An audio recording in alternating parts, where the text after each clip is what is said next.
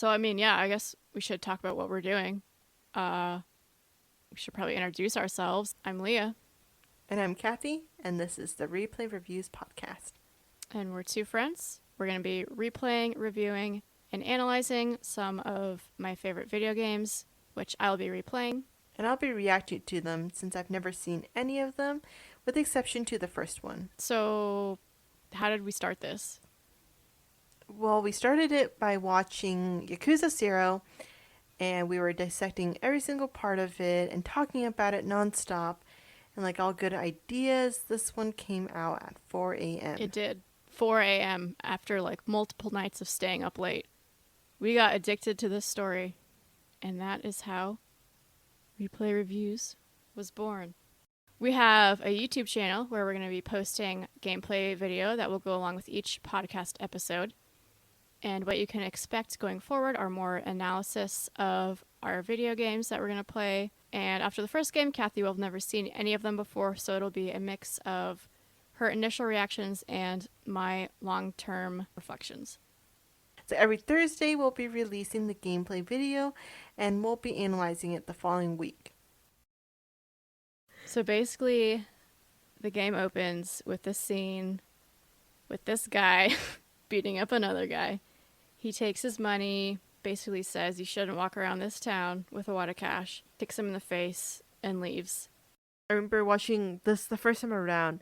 Thought Kiryu was very violent, but looking back, he's probably the least violent one.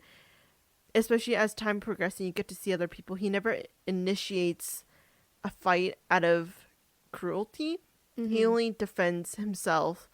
And then on his way out, after beating up this guy and leaving him there, he steps on a newspaper that reads Kamurocho 21st Century Redevelopment Plan Begins. And just the tone shift in the music when that's displayed is kind of telling, sort of foreboding. It gets kind of dark and just mysterious. So I guess we'll just summarize the next scene real quick. He meets up with a guy in a cab whose name card is Loan Shark. So it becomes pretty clear that he was collecting a payment for this guy. And Kiryu seems kind of, I don't know, he's got a little bit of an attitude. He seems kind of annoyed at the Loan Shark, who gives us a few clues as to who this main character is. We learn in the sequence that his name is Kiryu and that he is a Yakuza. And the Loan Shark also says, "You Dojima boys work fast," so we know he's part of an organization by the same name. I did notice a start of a theme that I feel is pretty prevalent in this first chapter, which is appearances. He says to Kiryu, a proper Yakuza's got to keep up appearances. And then on his way to meet with the Loan Shark, he bumps into a guy who gets pretty mad about it. But then when they notice the blood on Kiryu's face, they instead apologize to him. So that's sort of hitting on appearances again. He's got blood on his face. What does that tell you? Probably you shouldn't mess with him. But yeah, like Kiryu's attitude, let's talk about that. What do you feel like he's feeling in this conversation? He's very disconnected and almost cold-blooded, similar to when we first get to know more about him. He's just beating someone up and almost seems like he's very cruel. And so he seems very disconnected for the person. He's very bland. I don't know if that's the right word. Yeah. He seems, grumpy. That might be putting it lightly. He seems annoyed. He's this guy offers him extra money and a job, and he calls him an asshole. But also, when he offers him that job, he talks about, just the lifestyle and what kind of life he wants. And that's when we find out that Kiryu's been in the Yakuza for 3 years. And he asks, I wonder if that can be a fulfilling lifestyle as well. So maybe that's kind of the root of whatever attitude he's got going on right now. He's in the Yakuza. He doesn't know necessarily what he wants out of it. He doesn't know if he can find his fulfilling life in that. So maybe he's just a little bit lost. And he seems like he's always frowning. He does like to frown. All right, so then we move on to the credit sequence. He notices the people reacting to him, sees his reflection in the car window, and then goes and washes off his face. And at the end of the intro, his pager beeps, and then we see the title of the chapter, which is Bound by Oath. Continuing on, we learn that someone named Nishiki is who paged him, and he's on his way to meet him. On his way, he stumbles into some people shaking a guy down, and that's basically just a combat tutorial. And at the end of that, we're introduced to Nishiki of the Dojima family, and they're going to go out drinking, and they start having a conversation about Kazuma, who it's obvious that they know, and then just talking about living as young Yakuza in the 80s. I think the next thing I was going to say is going with the themes of appearance. Nishiki is pretty much the opposite of Kiryu in terms of color, flashiness, personality, because we say Kiryu is very dull, but there is something that Nishiki helps bring out Kiryu, is that's the first time we see him have more of a personality. He's more playful and jokes around with Nishiki, and he lets down his guard. Yeah, he seems super uptight, especially by comparison when Nishiki walks up, hand in his pocket, twirling his keychain. And then on your point about them being opposites, Kiryu says, in regards to Kazuma, he always knew all I could do is fight. You're the one who's good at the dance. So even that is they're different. And then in this conversation, they start talking about a guy named Kazuma. We learn he's in prison and he's supposed to be released sometime in the new year. We also learn that he's the family captain of the Dojima family, which Nishiki says is number 2 in the whole operation, so he's pretty high up there. And then again, he mentions appearances. Other than saying, you're starting to look the part, he says the Yakuza is only as good as his image, and then also later says, when talking about all the citizens in the town, what you see is what you get. And so maybe Kiryu just doesn't fit in with that. Maybe what you see isn't exactly what you get with him. And then building on that, there is Nishiki's fancy new car that he mentions, and then also his fancy new lighter, which Kiryu still has, and we're going to see that come into play again in chapter 6, I believe. So just remember that lighter. Get to the bar, and basically they're hanging out, having a drink. We learn a little bit more about their background, and then they sing karaoke. And just as many times as I've seen this, it kills me every time. The scene opens up, they're at the bar, and Kiryu's just like, "You come here often?" It just sounds like he's trying to pick him up. And then we also learn after Kiryu tries to pick him up that he has a personal bottle, which is why he was asking if he comes here often. He says it's only the second time he's been there, but that he has the personal bottle mostly so that they remember him, and so he doesn't get mistaken for a bum. And then Kiryu responds, "Oh, you're a big important man with a big important image to uphold." So that again plays into the importance of appearances. Another thing is that Nishiki and Kiryu were both orphans, and Nishiki was, I can't remember, I think another thing to remember is that they're considered as Dojima boys instead of Kazuma's boys. So those are just 2 things that they mentioned in their conversation. Yeah, so we learn that they were both orphans together, and that they have some deeper connection to Kazuma, and that he's the reason they're both in the Yakuza now. Kiryu says that he chose the Yakuza life chasing after Kazuma, and that he says, "I do anything to repay him, but all I can give him is my life." So there's clearly something pretty deep that he feels like he owes to him.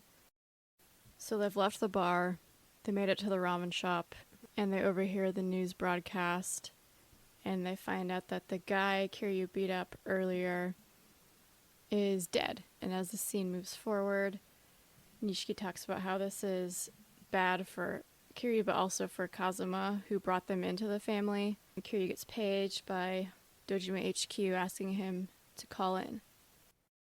He shows up, takes a cab to Dojima HQ, and that's when we meet the 3 lieutenants. So we meet Kuze, patriarch of the Keno clan, Shibusawa, patriarch of the Shibusawa family, and then Awano, patriarch of the Taihei Association. So they're all there waiting for Kiryu, and we find out that the loan shark from Toko Credit, he called them and said that Kiryu whacked the guy, and so they're kind of just asking him, why did you do this? And they're especially concerned as to the location he chose to do it at. Awano says, that leaves the bigger problem. How do we draw attention away from the venue? But then they ask Kiryu, like, was this Kazuma? Did he tell you to do this? Kiryu also reveals that the loan shark told him to collect at that location specifically.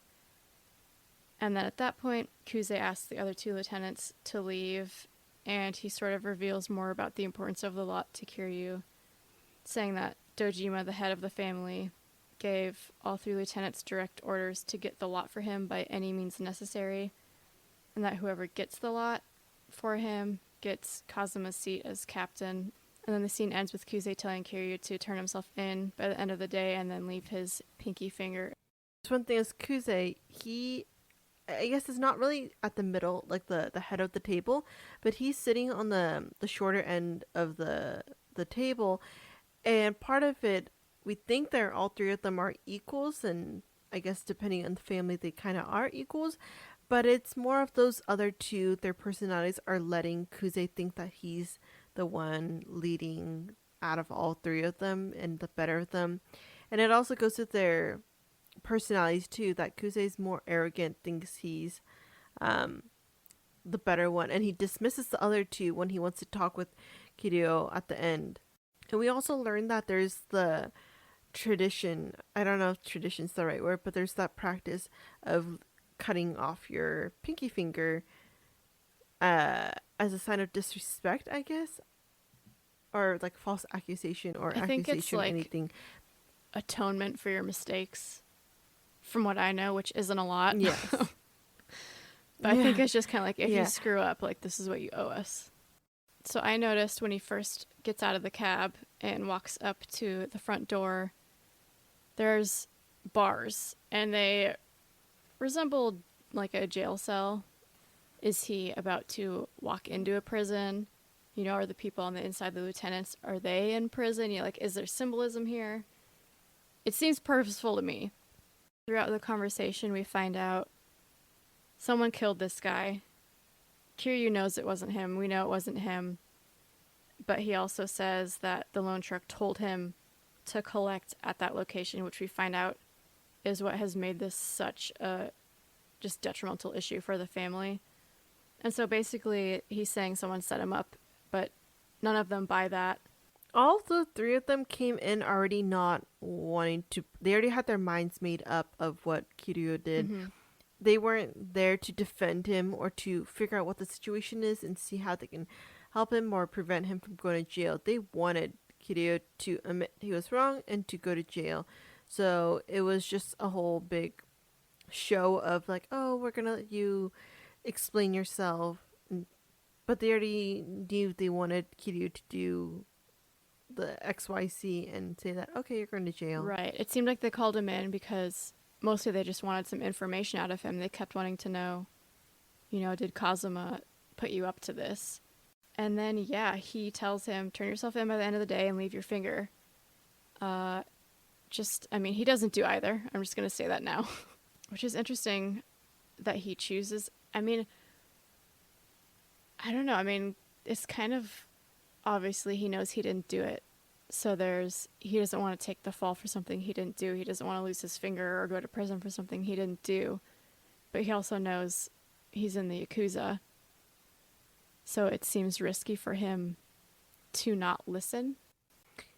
I think it shows that he has his own set of moral values. And I think that tests against what we originally saw when we're thinking he's disconnected and he just doesn't care about everything. And this is the first time where we're showing that he actually has his own set of moral principles. I don't know if all Yakuzas carried a gun at that time, but he didn't carry it. So this shows that he's not out to kill someone. And he knows that he's being wrongfully accused. He's not going to take it. So I think it shows that we're seeing his personality and his own moral compass. I guess we don't know much more about what he's going to do next, Mm-hmm. but it shows that he's not going to sit there and take it. Exactly. So now Kiryu has left headquarters and he's walking down the street, pretty aware that the Toko Credit president has in some way set him up. So he goes to his office to confront him when Kuze interrupts the meeting and kicks the president out. Then they have a conversation where he asks Kiryu to spy on Kazuma for him because he's apparently holding a piece of information integral to obtaining the empty lot. And Kiryu refuses and leaves, having thoroughly made an enemy of Kuze. Just going a little deeper into what happens here in this exchange, when Kiryu gets upstairs to confront the president, he asks him, directly and quite angrily, which is fair, why he set him up. And basically he responds, he said I should have you collect the cash there in the back lot, but he insists, I was just doing what I was told. And so we never really figure out who this he is, who he's referencing for sure. But it's at that point that Kuze walks into the room, interrupting the conversation. And it seems pretty clear that Kuze is the one who set him up. Kiryu certainly believes that. But I have a similar question as to, the Toko credit guy. Both he and Kuze offer him jobs. The Toko credit guy just, offers him a collections job, I'm assuming, and then Kuze offers him to spy on Kazuma. So why would either one of them have set him up? If it's true that the president really doesn't know and he's just doing what is told, then, that makes sense. But for Kuze, why would he be responsible for setting him up? I mean, is it just to have leverage to get him to spy on Kazuma? What do you think? I think it's definitely for leverage because Kuze doesn't seem to be the type of person that is going to threaten you and still keep you on side. I think it's either he's using Kiryu to deliver the message to Kazuma, but it's also a fall person that Kuze is just keeping in his back pocket that whenever he needs to get something done. So I think he just needed a fall guy, and that's why he decided to keep Kiryu. Okay. And then he kind of tries before just immediately, he doesn't just, outright say, hey, I want you to spy on Kazuma for me. He kind of tries to turn Kiryu against him. But he says, he's using you and Nishiki as human shields, that's some pretty deep brainwashing. So he's kind of trying to turn him against him pretty quickly. And obviously that doesn't work. Kiryu says, you don't know me, you don't know Kazuma. It's not going to work. So he refuses the offer to spy on him, even though Kuze offers to, find whoever really murdered the guy in the back lot. So at this point, he's kind of admitting to Kiryu, hey, I know you didn't do it. Do you think he realizes that he just did that? I think he's kind of grasping at straws, that he's desperate enough to say anything, do anything, to kind of keep the conversation going with Kiryu. Right. And he's also at the point where it's kind of fine that, whatever I say, it's fine because you're a dead man and I'm going to kill you later. So I also feel like he probably is careless, but he doesn't care. But then going back a little bit, Kiryu, point blank says, so it was you who set me up. And then he just responds, maybe, maybe not.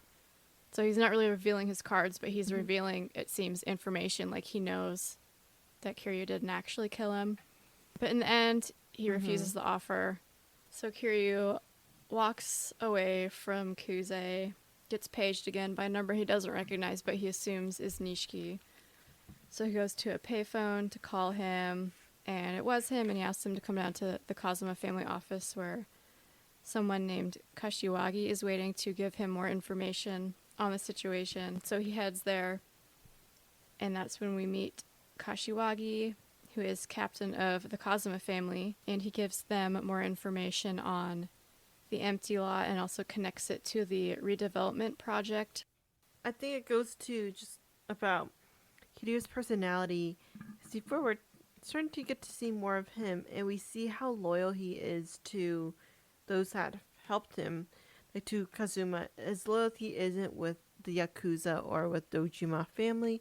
His loyalty is with Kazuma and that bromance that he has Yeah, with we do Nishiki. get a lot of more insight into his character, and I think it also sort of is starting to bring the title chapter into focus, bound by oath.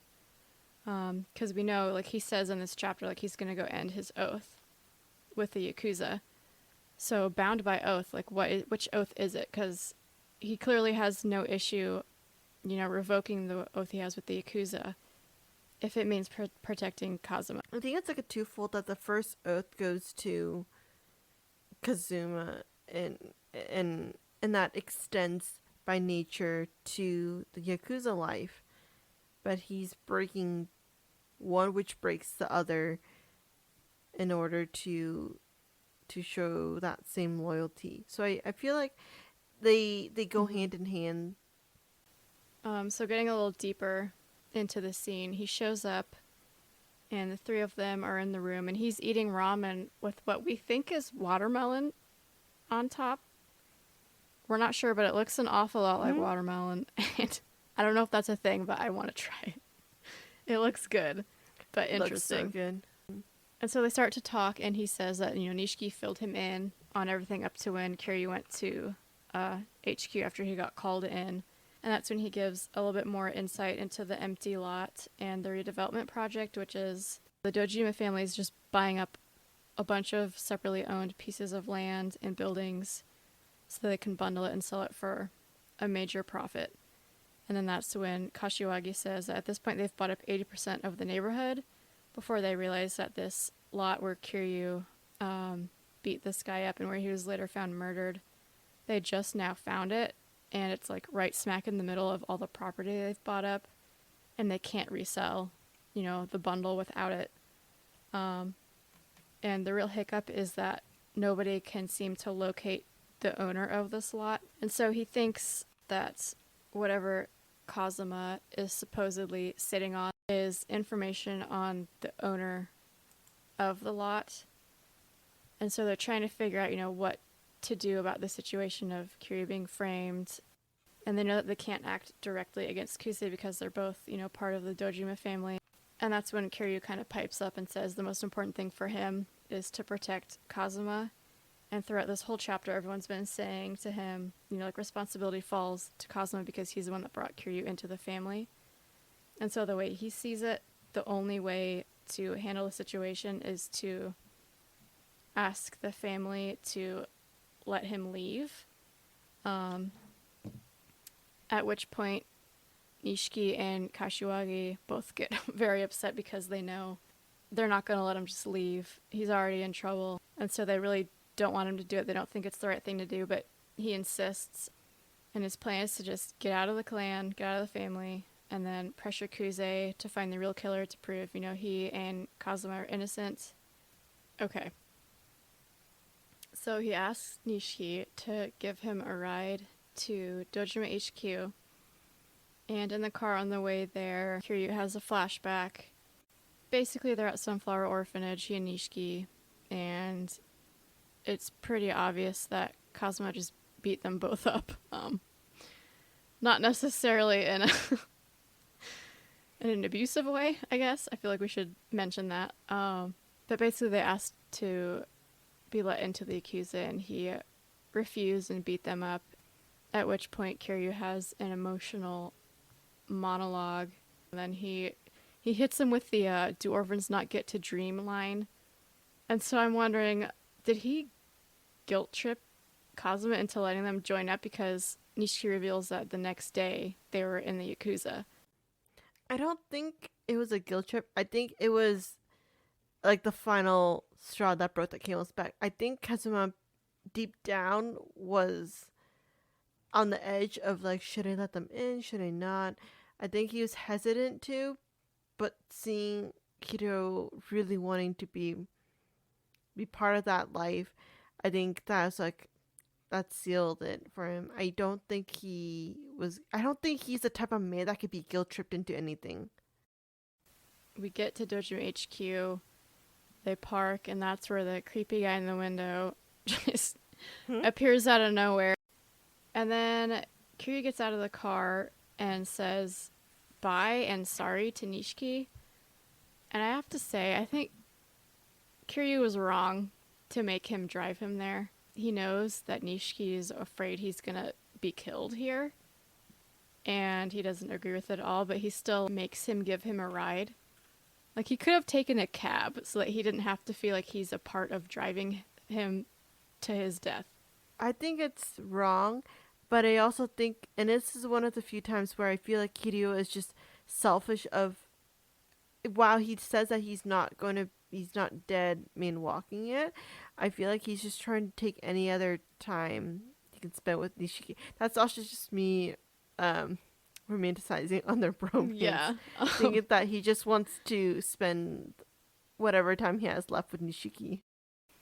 But also maybe he's just so focused on Kazuma, who he has said he owes his life to. That's all he can give to him. So he's just so focused on that.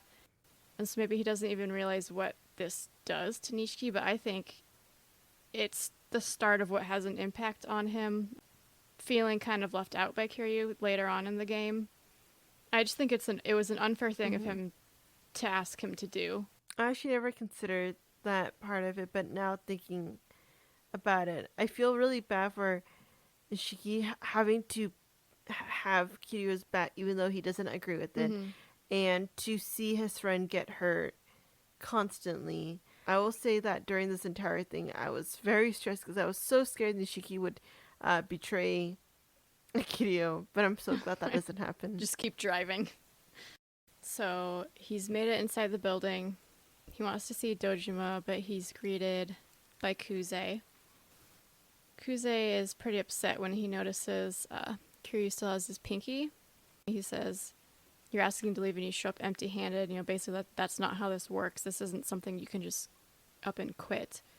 And through some back and forth, Kuze ends up kind of getting stuck and accidentally letting Kiryu out of the family. He wants to kill him, but he would need permission from Dojima himself to kill a family member.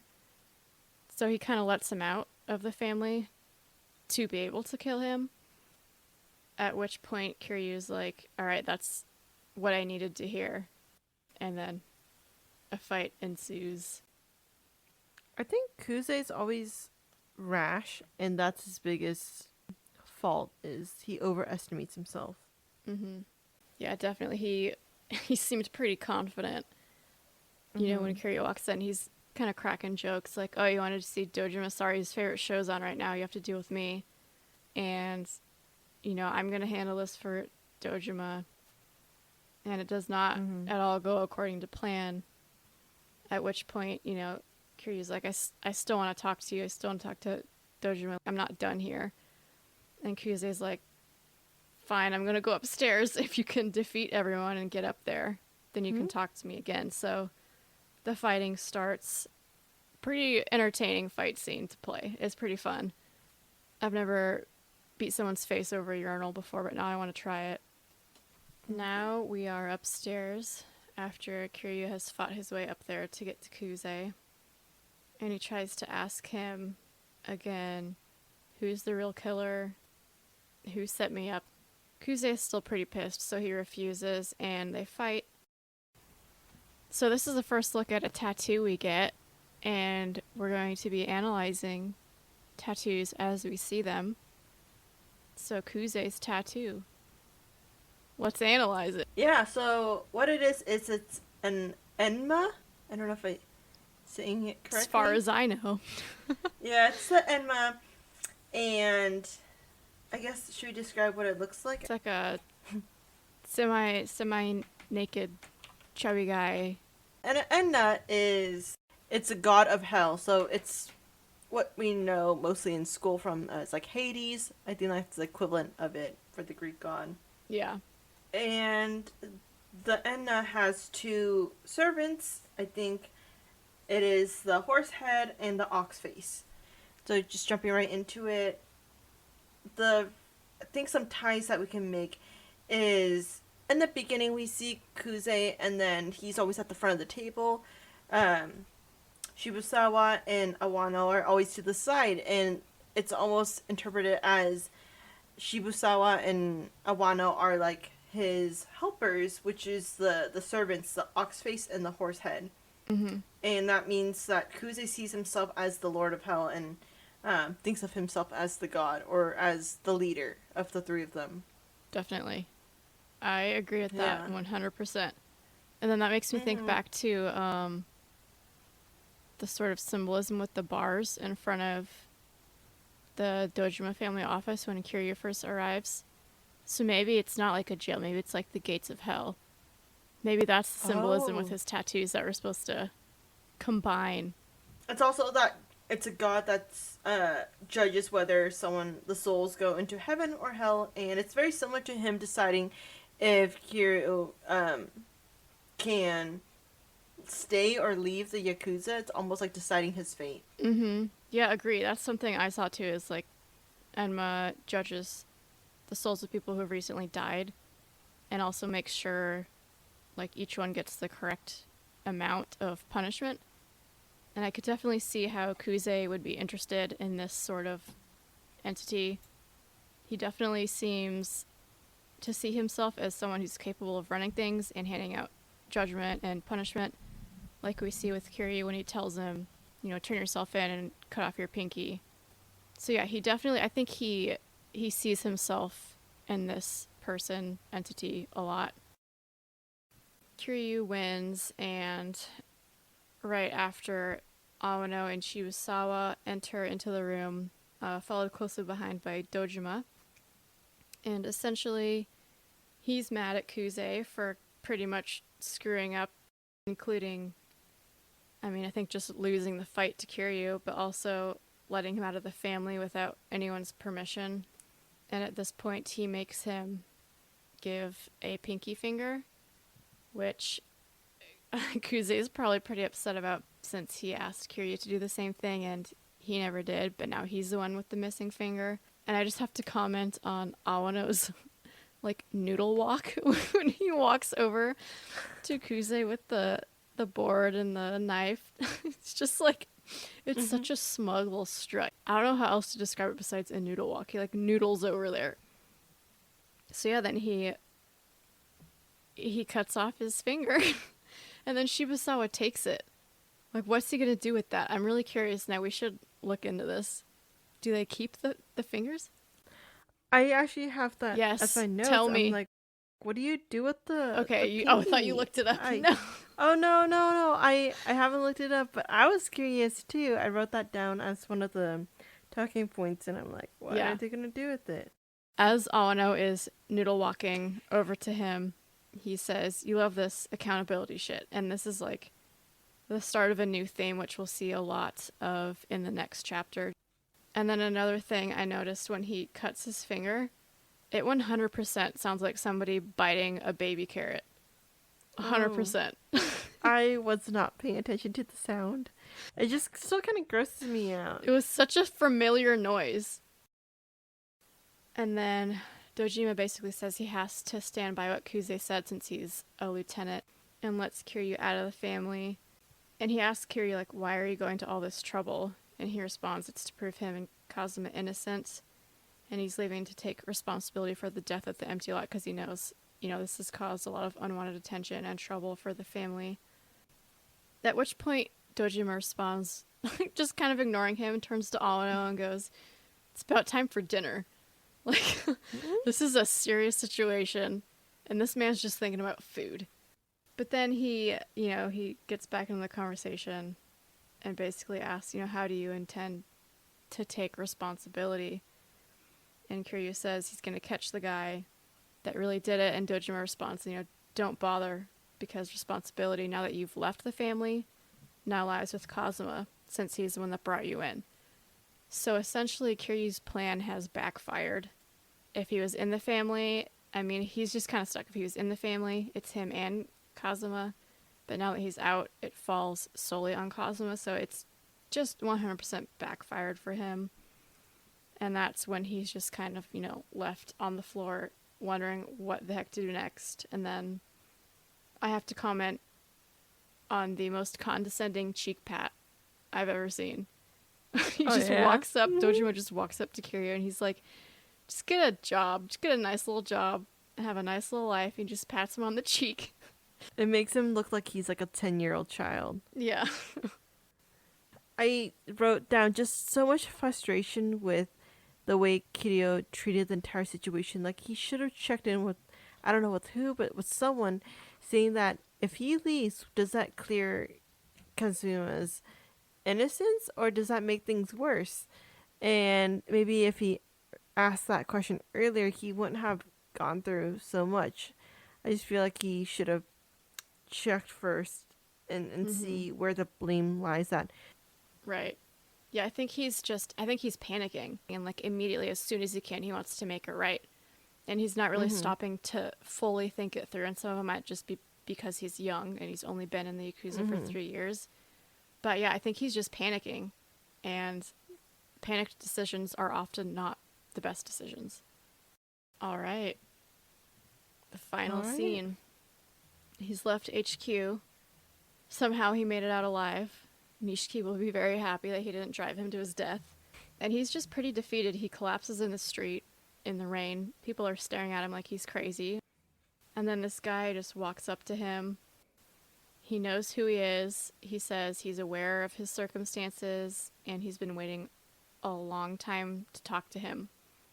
And all we know is his name is Tachibana. And also, he has a gloved hand. He does. He's just wearing like a black leather glove. He's very mysterious. But I mean, they introduced him as the mysterious guy. But how did he know where Kiryu was going to be? He just found this guy in the middle of a street. So it seems like he's stalking him, kind of. I mean, he's not just keeping tabs. He knows exactly where he is. And it's mysterious again. Looking, if we can try to look through Kiryu's perspective, all this stuff that's going on is pretty crazy, pretty intense. And then this random guy just knows about all of it and knows where to find him. Like, I would want to know more. And is he going to betray him? Because right now, Kiryu doesn't have many people he can trust. No, exactly. He doesn't hardly have anyone he can trust. I mean, the only 2 people he really can trust, Nishiki and Kashiwagi, and we already know they didn't want him to be doing this. So does he even have their support anymore? He's in a really terrible spot, and he doesn't have the same kind of backup with being a Yakuza because now he's a civilian. It seems like he's trying to look the part, but he's not acting the part. He didn't obey the commands to turn himself in or to cut off his finger. He didn't obey Kashiwagi to not ask to be let go. So, he's trying to look the part, but he's not acting the part. I'm here wondering, was he even trying to look the part? Because in keeping context with saying that he's not trying to look the part or act the part, he also wasn't listening to Nishiki of trying to dress better. Yeah, and then when Nishiki says, like, you gotta have an expensive suit, you gotta look the part, you have, an appearance to uphold. And Kiryu's like, well, look at Kazuma, he doesn't wear flashy clothes. And that's when Nishiki says, yeah, but he's the captain. When you get to that level, you can wear whatever you want. So we know, like, Kiryu got into this because he was following Kazuma. And so maybe he's just getting ahead of himself. Kazuma has the freedom and the authority to be more of his own person within the organization. And that's how Kiryu's acting, but he's not there yet. He hasn't earned that yet. And that's where he's getting into trouble. And then the whole bound by oath. I think it's pretty clear at this point now, like, his oath is to Kazuma. And it's becoming impossible for him to uphold that oath because of his other oath to the Yakuza. It's like they're intertwined, like you said, but now they're butting heads. And then going back to the symbolism with the jail cell, did he just break out of prison? Oh. I think literally and figuratively, because he's no longer with the Yakuza. His hands aren't tied behind his back, trying to do everything with having to get approval. So that's in the figurative sense. And literally, he's just outside the building. He's a civilian now. He no longer can be associated with those Yakuza affairs. Exactly. And the good news is he can do whatever he wants, but they can do whatever they want to him. So we'll see how it goes. So I'm thinking of doing a new thing at the start of each episode. Well, yes, each chapter. Just like an out of context summary. So are you ready to hear an out of context summary of this chapter?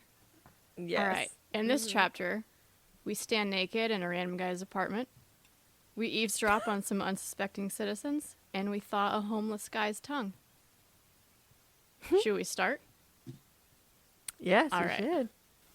So we start this scene out with an ABM. Any guesses what that stands for? I don't know. Give me a hint. What's S? Or It's M? obviously an almost booty moment. Oh. So, Is that gaming lingo? oh or- no. And it might stand for something else. I know we love our acronyms, but we might get ourselves in trouble one of these times. Yeah. But as far as we're concerned, that's an almost booty moment. That's how the scene opens up. Kiryu's in a shower, and we see his tattoo on his back. It's just the line work right now. There's no coloring. And then it just keeps panning down and panning down. It stops right before we hit crack. And it's... I mean, I don't know. It's just like a weird way to open a scene. Well, I do have to say that this game is great for eye candy for both guys and gals. For guys who are playing that, of course, there's a whole bunch of photos of just the females dressed very provocative. But for the females playing this game, you can see pretty much naked Kiryu minus his lower body half. You got the front chest and the pecs, and then you get the back tats and almost booty moment. You're not wrong. This game is kind of horny. It's kind of horny. And then next tattoo is going to be Hideo's Black Ascending Dragon.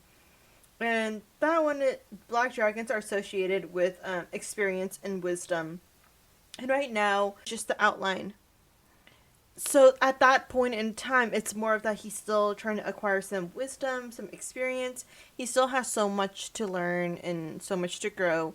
And so that's part of the ties between as his tattoo, as he starts filling that out more, then he also starts to fill out more of his own experience, and it's more just like a foreshadowing. Yeah, exactly. It's a good symbol. It's like his tattoo's in process, and he's an in-process person. He's not a legend yet, but he will be. So yeah, definitely I think just having the line work is very symbolic of where he is. I think you mentioned that the dragon is pretty much mainly black when it's completed, which we won't see till the next game, but figured we'd talk about it anyway instead of rehashing it again in the next game. But I also noticed that the like spiky things, the fins, whatever you call them, like lining the top and bottom of the dragon are blue. And I found that blue dragons are more like for forgiving and gentleness. And I feel like that's really perfect for Kiryu's character, as we'll continue to see just how gentle he is, especially for someone with his life. So I definitely don't think that the blue is an accidental choice. Another reason why it's so cool that the coloring hasn't been added yet, because just looking forward as we know who his character will be, well, you don't yet, but it's cool to see why they chose those colors. But we'll get there when we get there. Ascending dragon. Not yet complete, not yet ascended, perhaps. Why is he in the shower? That's my question. He found him in the street, but I'm not like, I don't know this guy. I wouldn't take a shower in anyone's apartment who I just met. It seems a little odd. He won't accept food from the guy, but he'll take a shower. And his slippers. But I was going to say that it seems like in most movies, they always have like some kind of like a shower scene. So I guess this is our equivalent of a movie shower scene. Where they're just in the shower, hands against the walls, just reflecting against everything they're that's going on, so much angst and being framed and everything. Not that you couldn't have done it at home, but of course we all like a good ABM. Oh, yeah. Yes. Nobody's complaining, but it just seems a little odd. I don't know. I feel like, in all fairness, if Kiryu gets his ABM in a shower scene, I feel like we need one for Nishiki and for Majima. Maybe. All right, moving right along. Kiryu walks out of the bathroom in a robe and slippers. And then Tachibana's there. That's when we learn where we're at. And he's just like, hey, you want some food? And Kiryu's like, no, I'm not big on taking food from strangers. And through the conversation, we learn that Tachibana knows quite a bit about Kiryu and his situation and his background. And I don't know, I'm wondering, because I've heard that, like, eating with someone is sort of like a form of trust. You know what I mean? Like, it's kind of weird and uncomfortable to eat in front of somebody you don't know. Do you feel the same way? Yeah, I barely get over eating my sandwich in front of my coworkers. So Yeah, it's awkward. I do. And it's also the same as, like, going out for drinks with someone you don't know. Like, did they roofie my drink or anything? So I feel like that's... Whoa, you just took it. You took it like way farther than I was going Well, to. I mean, if this was in the 80s, I wouldn't be surprised if that was the case. That's true. I mean, he is in the shower in a robe, so the moment is right to be roofied. But I mean, honestly, how awkward does it be? Like, you walk out, you're like, where are my clothes? I guess I'll put on this robe and slippers. And then you get offered dinner by this guy. Like, I'd say no, too. That's awkward. I don't blame him. You're probably thinking that Tachibana's trying to wine and dine him before. Right. But as far as the trust goes, there is none. like we were talking about, it's easier to, like, talk to eat in front of somebody you know. Kiryu clearly considers him a stranger. He calls him a stranger. But Tachibana obviously knows a lot about Kiryu, so that kind of hints at, like, he's not a stranger to him. He knows probably more about him than he's even letting on. And so he's able to eat in front of him. I don't know. The other question is, there is also the fact that Tachibana is so at ease, and you have to wonder, what has this guy done that makes him fearless? So they're having a conversation. Tachibana says, I'm assuring you I'm not a threat to you. And he just starts eating. I guess he's hungry. And that's when we notice that his gloved hand isn't moving. And Kiryu notices that as well. And he mentions, like, excuse my table manners, I have a prosthetic arm. I lost it a while ago, and he's talking about how much pain it causes him still. And, like, painkillers have no effect, so now he just deals with the pain. And that's kind of something I feel like we'll just continue to see with his character, is him just continuing on through pain of multiple sorts. Oh, I was gonna ask, make a note that Kiryu, with the whole point about him being emotionless, there's a sentence where he goes like, "Did I ask?" So it's like so rude, but it's so in line with Kiryu's personality because he just doesn't care. He's disconnected. Yeah, I think his attitude in general in this game, I find really fascinating. In every other game, like, he's still serious, you know, but he's really grumpy in this game, Kathy. Tachibana asks Kiryu, have you heard of this term, Suidanthium? Sudanthium? I don't know. Your guess is as good as mine. It sounded easier to say in Japanese, I won't lie. But anyway, it's basically the idea of smaller flowers making up a bigger flower. And he says you're familiar with one, you know, Sunflower, the orphanage. And that's when we learn for sure Kiryu and Nishiki grew up as brothers, as he put it, in this orphanage that was run by Kazuma, and they think of him as a father. So we get some more insight into how deep those relationships really are. And then just thinking of that metaphor that he gave for Sunflower, I feel like that plays in, you know, to the Yakuza as a whole with the families and the clans, but then also with the empty lot. If the Sunflower, you know, the main being is the redevelopment project, then the empty lot is one of those miniature flowers that makes it up. And so I think what Tachibana is trying to get at is without that, like, does the flower die? You know, like, I don't know. Do you think it has to do with the empty lot at all? Is he trying to explain to Kiryu the importance of the empty lot using this term and associating it with the orphanage? If that's the case, I do think so. I think he's using the orphanage as a way to trigger Kiryu into having some emotion and having some ability to tie things together. He says he wants the empty lot too. We find out he's not in the Yakuza. He's just a civilian and he operates a real estate business. And he wants the empty lot as well, and he asks Kiryu to join him. And so he offers to protect Kazuma and help prove Kiryu innocent, and he says he can do that if he gets the empty lot. And even with that much on the table, Kiryu still says no, which is, I understand, because he says, you know, an offer that, like, is basically, it's too good to be true. And I understand that he's already gone through a lot, being naked in this guy's apartment and having his clothes taken and being offered food by a guy with one arm. It's a lot to take in. Kiryu has really nothing to lose at the same time. Is that what's he gonna do? I think though the main thing is that he's lost all his trust in people in general. He had faith that the Dojima family would kind of like let it go, but they disappointed him. Like everything he's predicted is going wrong. Mm-hmm. So it seems like he's starting to second guess his instincts that whether or not he can trust him. I don't know. Yeah.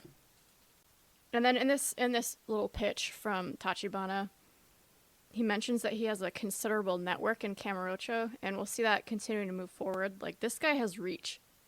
This guy has reach, and we don't know where he gets it from, and he's definitely in the shadows. So we'll see that continue to move forward. But at the end of the scene, Kiryu asks him, like, what are you really after? And I think that's a great question for later on in the game as we continue to get to know Tachibana's character better.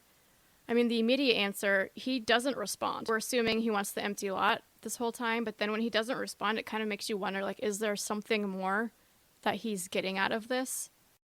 After leaving Tachibana's, he realizes he should probably let Nishiki know he's not dead.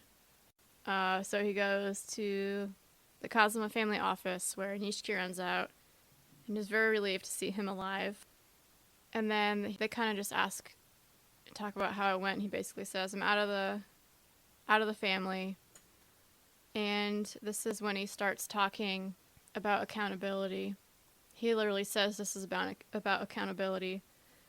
And he's kind of rejecting Nishiki's help and the Kazuma family's help and just saying, let me do this right. But he does agree to talk with Nishiki about what's going on, so they're going to meet up at his apartment later. So now we're at Kiryu's apartment, and Nishiki walks in, and they catch up on the current situation and everybody involved, and they talk about how the police will probably be after Kiryu. And then Nishiki says that the Toko Credit president was shot and killed just a few hours ago, and they're pretty sure it was Kuze. I mean, what do you think that says? Why is he dead? Who killed him? It just kind of goes to show that Kuze's... It's so hard because on one hand, I'm thinking that Kuze's insecure. He needs to kill people off just so to keep them hush hush, and he doesn't have that much power as he think he does. It's the fact that he needs to kill someone because he's scared they're going to be disobedient. But at the same time, he's kind of playing it smart that dead man can't talk. So, right now, and he has no more value for him. So it's like opposite sides. That one, he's either insecure or he's smart. And so a little bit of both, maybe. Yeah. I mean, that's a good point. I mean, the man just lost a pinky. He's not doing very well. He's in trouble. So I think it's safe to assume that he killed him. He knows too much. But that makes it pretty obvious for Kiryu and Nishiki that just directly confronting Kuze is maybe not the safest option.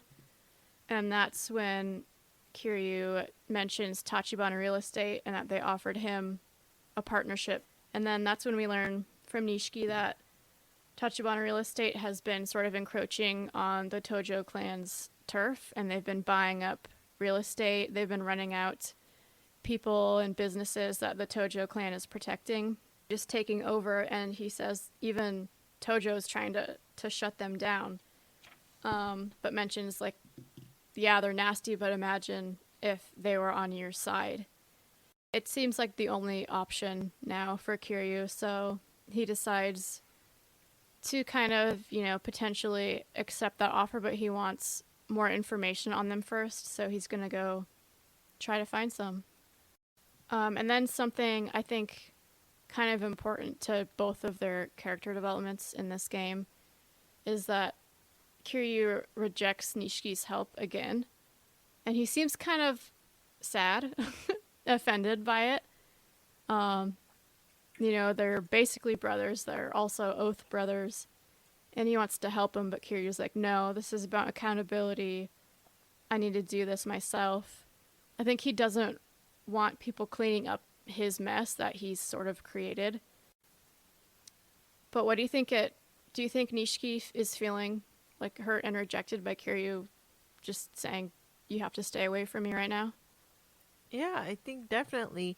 The fact that in episode 1, he tried to convince Kiryu, and Kiryu was like, no, I don't need your help. I'm not going to listen to what you do. And not only that, I'm going to make you drive me to my death. And possibly get slaughtered there.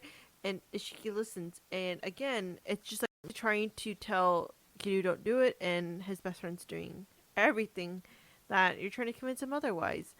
But I do think that it's hard, because accountability is not just to the society itself, but it's also accountability to himself, that he wants to hold himself accountable for his actions. And if he let Nishiki participate, he is going to bring harm to Nishiki. So he's just trying to be accountable. So I think it's a twofold. It's one, to be accountability to those who are hurting the innocent, but also to himself for protecting his best friend. Mm-hmm. I think, yeah, I agree. You can see both sides of it, but I think they're not seeing each other's sides of it because the situation is so, I don't know what the word is. It's just like right now they're in the middle of it. They don't have a lot of time. They're in the middle of a storm. Yeah, exactly. They're lost in the storm, and they're not having the time or the wherewithal to consider each other's points of view. They also don't do a good job communicating with each other. They don't. They don't. Men. I'm gonna get so much. You're gonna have to cut that out. I'm gonna get so much hate for saying men with such contempt. We're gonna leave it in. Kiryu runs around town, eavesdropping on people. He might as well have just, like, joined the conversation that he eavesdrops on. He walks right up to them and is staring right at them from only about 3 feet away. It's absolutely clear that he's listening to them. He finds out that there's a bar called Namase that Tachibana Real Estate is trying to acquire, trying to get him to leave the building that they bought. So he gets to Namase and is talking with the owner. In this conversation, we learn that he's paying the Jinsei family, which is, he describes them as like 3 rungs down in the Tojo family. He's paying them protection money, but that Tachibana Real Estate basically sent them running. As they continue talking, someone from Tachibana Real Estate arrives, and that's when we meet Oda, who is he's kind of a butthead. He's presenting himself not very good. Offers him a lot of money. That's when we find out that he got all the protection money back from the Jinsei family. So he, like Kiryu says, he shook down the Yakuza. And then he gives him an extra 4 million for a total of 6 million. But Namase still is like, I'm not going to leave. This isn't about the money. But then Oda leaves, and as soon as he leaves, he's basically just on the floor swimming in the cash. I don't know. What do you think? What do you think of Oda? What do you think of what Tachibana Real Estate's doing? I think Oda is arrogant. I think that's a bit of an obvious first impression to him. But he's also cool in a way for not exposing the guy so much as like he Oda knows that the guy's playing, not playing them, but doing this to get more money, but he's still okay with going along in that game and giving him that money, because Oda didn't have to. If he knew, he could have just said that, I know what you're doing and I'm only going to give you 2 million, take it or leave it, but he's still willing to play the game of putting 6 million. So I think it's also showing or letting Kiryu know that they have a lot of money, cash, that we can afford to buy these plot of land. It's the same kind of self-confidence that Tachibana projects, and you have to be pretty gutsy to be carrying 6 million in cash with you while you're walking down the streets. That's true. I'm gonna jump into the next scene. I think it just fits better into this conversation, but as soon as Kiryu walks out of the building, he starts talking to a homeless guy who says that Tachibana Real Estate has eyes and ears on every corner, and they talk about how they're controlling the Jinsei family patriarch. They somehow used Tachibana's network to uncover that the patriarch was skimming profits and he lost a finger for it. But he sort of hints that that was just the tip of the iceberg with what he was doing, and Tachibana Real Estate's holding that information and just holding it over him to control him. I think I'm just going to add one comment that got me thinking. I was writing some notes on how, once again, Kiryu is wrong about his judgment. We're talking about that, starting to doubt himself, because he decided to be this guy's protector, and he bought the act of, oh, I need to protect my family, that kind of thing. And as the guy's just picking up the money, Kiryu stands there, and I think, again, he's like, man, like, constantly, one after another, I thought this guy was good. He isn't. He's greedy. And so it's like constantly being wrong. So in his conversation with the homeless guy outside of Namasei, we learn that Tachibana Real Estate hires homeless people. And so Kiryu runs around town and eventually finds a group of men that do work for Tachibana. They tell Kiryu that they get hired by Tachibana Real Estate and actually by the Tojo clan to just kind of be nuisances around properties that they want to purchase, just to kind of scare away other people and make it easier to convince the owners to sell.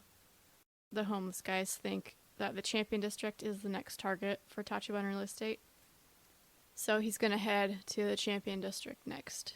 Did you have anything in that scene? I don't. It's kind of scene. Not very exciting. It's kind of dry. And it's too long for what we learn. Kiryu heads to the Champion District and runs into some residents who are assuming he's Yakuza and are tired of them showing up constantly. And then it's after this fight that we learn from these guys that Tachibana Real Estate is actually protecting them from the Yakuza. And so Kiryu's a little confused, and it seems like just the tone and the feel of Tachibana Real Estate is starting to change, and maybe they're not as bad as he is assuming they are.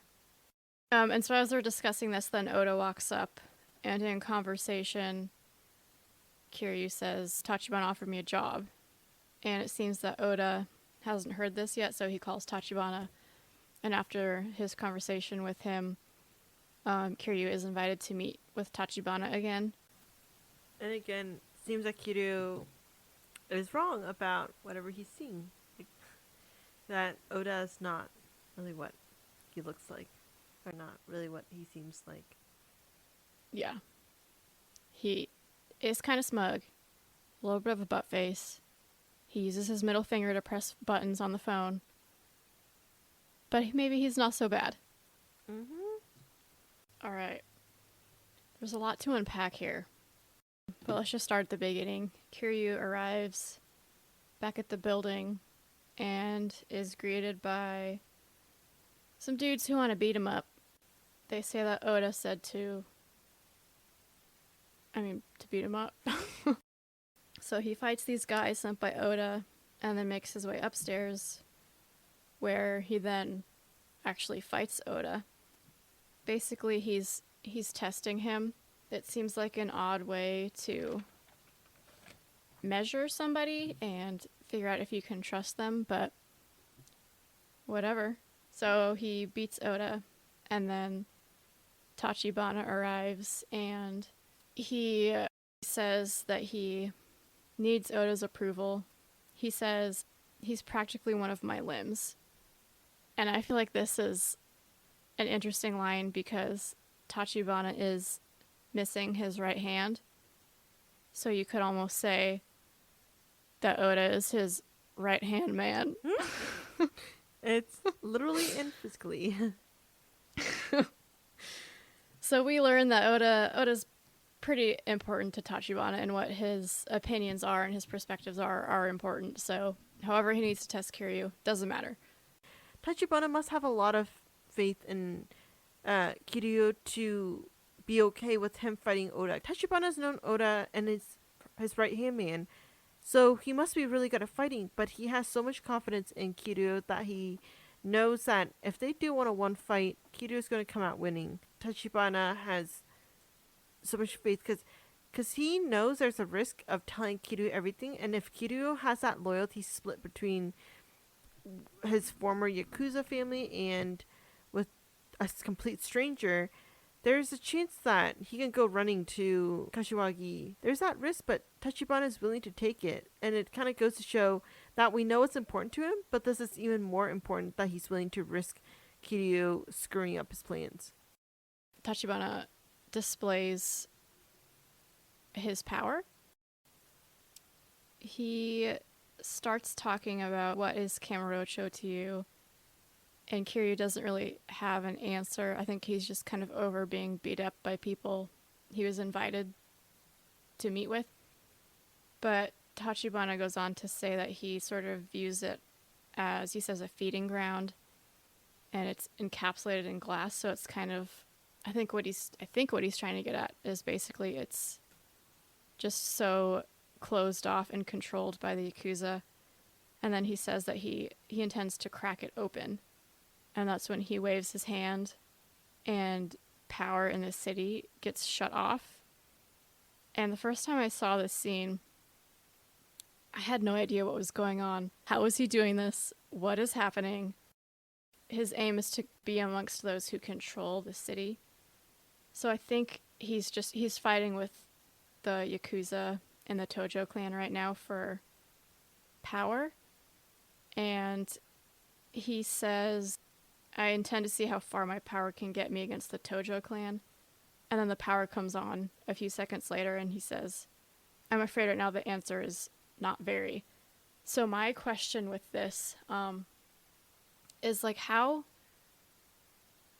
does he wave his hand and get the power to go off? What do you think is happening here? How is he just waving his hand and turning off like a whole block? I'm still confused because I remember I had similar reactions like you when the first time I watched it was, how is he doing this? What is he doing? What is going on? Why is the power turning off? And I don't know exactly if he has people in this, and how does he sync it right for the timing too? You know they practiced. Yeah. Every night at 10 o'clock, okay guys? No, but I think he probably has people who I'm assuming are like walkie-talkies or something, where he tells his team to turn off these power, and they would shut down the power grid and then see how long they can hold off before someone from the Tojo clan turns it back on. Yeah, exactly. I think you're right. I don't think we know exactly how or who is turning off the power, but we know it's his say, and he's controlling the power going off, and he's fighting with the Yakuza for power, like electricity. Mm-hmm. And then they turn it back on, so they still have more of a pull, more sway in the city. Mm-hmm. And then he goes on to say, like, empty lot is what would tip the scales in his favor, and acquiring that lot would allow him to free the city from being encapsulated in glass by the Yakuza. I think he's kind of just showing Kiryu, this is what you've been a part of, and he's kind of, I think, trying to show him, like, I'm not bad. I'm not the bad guy here. And then he mentions that the Tojo clan it's not united right now. There are people, everyone's working against each other to get the empty lot and to get power and control in the clan. And that's when he reveals that he's been working with Kazuma for at least 6 months. He says he entrusted Kiryu to his care 6 months ago before he went to prison, so we know they've at least been connected for 6 months, maybe longer. Moving forward in the conversation, Tachibana mentions that his alliance, I guess, with Kazuma is why he approached Kiryu, that he wanted him to approach him. And that sort of convinces Kiryu, but he still needs some proof. And that's when Tachibana is like, everything that's happened so far is exactly how Kazuma saw it unfolding. And he knew Kuze would ask him to spy on him. And then that makes me wonder, if he saw all of this unfolding, does he have something to do with the murder in the empty lot? How do you predict something like that? If you know what I mean? Did he just know, is he responsible, or does he know that someone else would do that? What do you think? You just made a few puzzle pieces in my mind click, because one, before you even asked me that question, I was thinking that, well, if he's so smart, how did he not predict he would be in jail? But it's because maybe he knows he's going to be in jail, that he has, in a way, an alibi of the guy's murder. So I wouldn't be surprised that he may have had something to do with the murder of that guy. And I do think that if Kazama was the one who had something to do with this guy's murder, I think he probably knew that that would confuse things a lot more and make it harder for Tachibana. Because if they're in the same boat, he probably wouldn't want Tachibana to be struggling so much. Mm-hmm. So I feel like, while it's possible, I don't think it's likely. Yeah, I feel like from my interpretation, there's one of two possibilities here. Either he, like you said, he got himself arrested, which Tachibana hints at. Kiryu's like, if he's so all-knowing and can predict all of this, then how did he end up, in prison? And Tachibana's basically says, I think it was just part of his plan. It was a necessary step for his plans to unfold. And so there's either that's his alibi for the killing, for setting all of this into motion, or he got himself arrested because he knew that means that the three lieutenants would then be up for consideration for his position, and that they would do something as reckless as pinning a murder on Kiryu. So I feel like those are the one of two options, and most likely is the second one. I think you're right about that, because maybe he purposely put himself in jail so he wouldn't be in the position where all three of them have a common enemy and try to defeat him. If he puts himself out of the game, they're just gonna fight amongst themselves and screw up. So, like, Kuze already failed and had to lose a finger. Maybe he knows that these three are going to want to fight, and I'm gonna purposely make it so they turn against each other, or they do something stupid when trying to become the winners, and then they can all lose more fingers or die.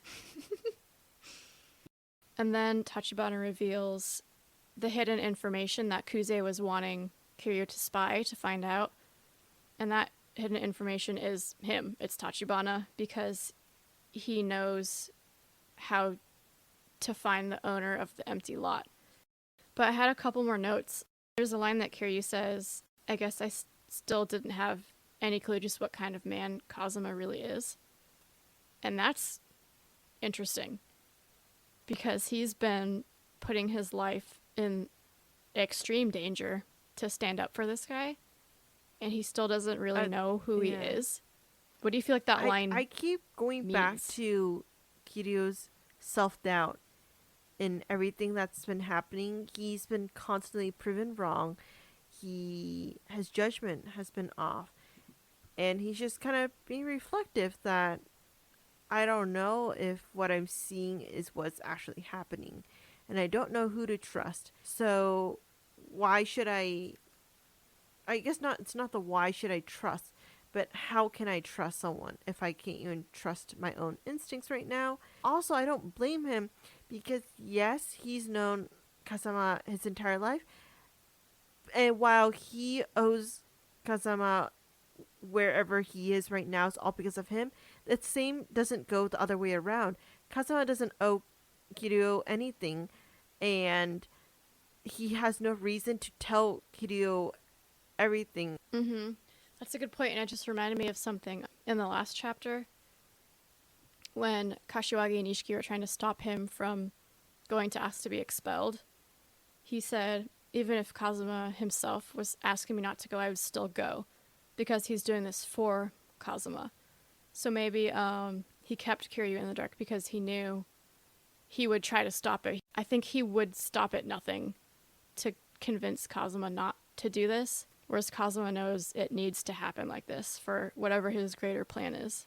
Kiryu's not really sure who Kazuma is, but he's still, like, he's his only beacon of hope right now, and he's what he's been focusing on this whole time. And so he still just needs a little bit of proof.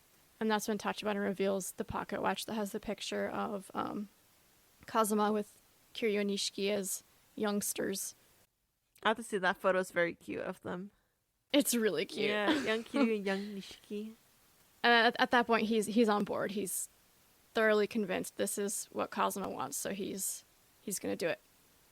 Yeah, I feel like what does he have to lose right now? Here's the thing. When he was asking to get out of the Dojima family, he knew there's a chance that he was going to die. And once he got over that fear, he pretty much, it feels like he unlocked a new level of being fearless. I think he's accepted the fact that the worst that's going to happen is I screwed up, but I kind of already did. So I'm just going to trust this very few evidence of just a pocket watch.